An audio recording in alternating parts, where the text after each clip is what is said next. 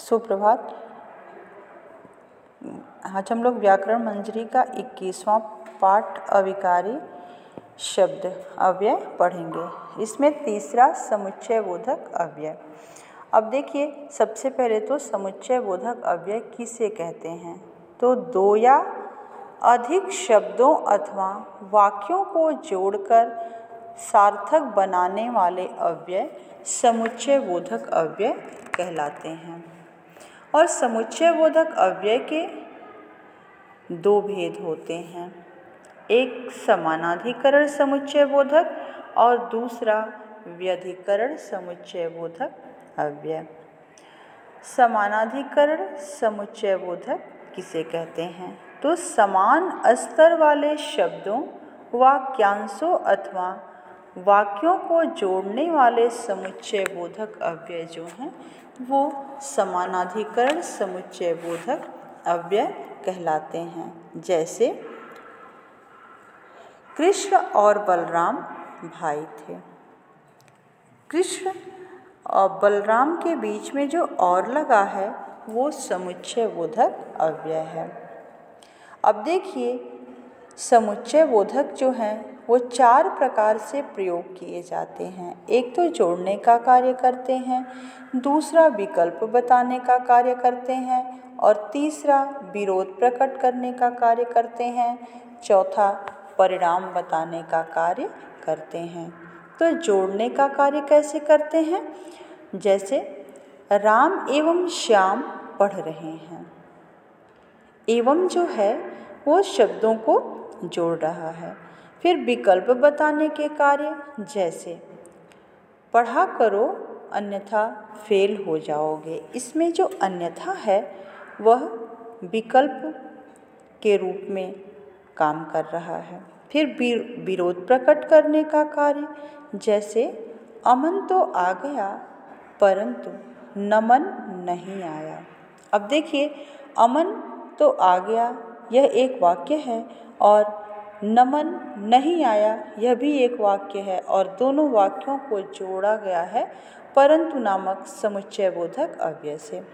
परिणाम बताने का कार्य, जैसे जल्दी करो नहीं तो मार पड़ेगी। अब देखिए, जल्दी करो और बीच में समुच्चय बोधक अव्यय है नहीं तो, उसके बाद फिर है मार पड़ेगी। दूसरा है व्यधिकरण समुच्चय बोधक अव्यय। तो व्यधिकरण समुच्चय बोधक किसे कहते हैं?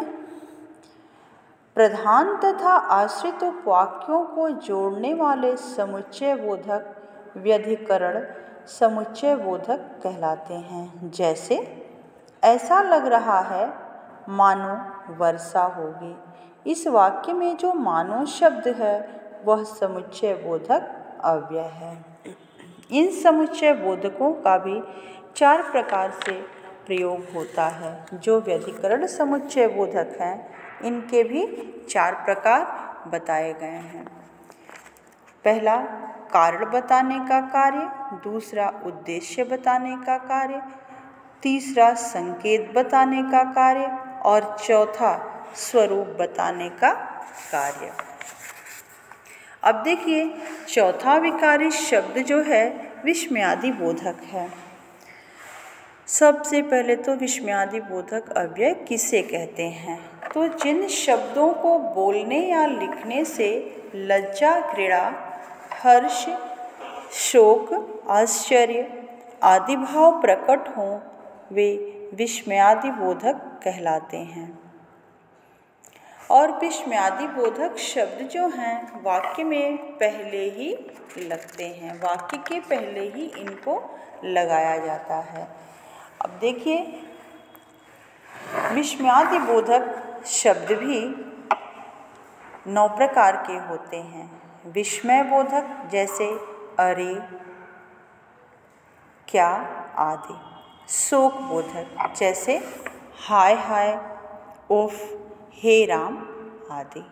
घृणा बोधक, जैसे धत, छी, हट आदि।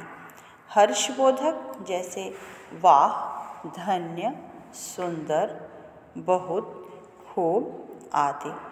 संबोधन बोधक, जैसे हे, अरे, एजी आदि। भयबोधक बाप रे आदि। स्वीकृति बोधक जी, ठीक, अच्छा आदि। चेतावनी बोधक सावधान, हटो, बचो आदि। क्रोध सूचक धत, चुप, अबे आदि। इस तरह ये विस्मयादि बोधक के उदाहरण थे। अब पांचवा जो है वह है निपात। पांचवा जो है उसमें निपात है। जो अव्यय किसी वाक्य में किसी शब्द के बाद लगकर उसके अर्थ पर बल दें, उन्हें निपात कहते हैं। इन्हें औधारक भी कहते हैं, जैसे उसने तो मुझे देखा भर है। अब देखिए यहाँ जो इस वाक्य में भर शब्द है उस पे जोर पड़ रहा है। जैसे वह तो साथ जाने से रही। अब जो यहाँ तो लगा हुआ है इस पर बल पड़ रहा है। जैसे पिताजी ही तो हैं।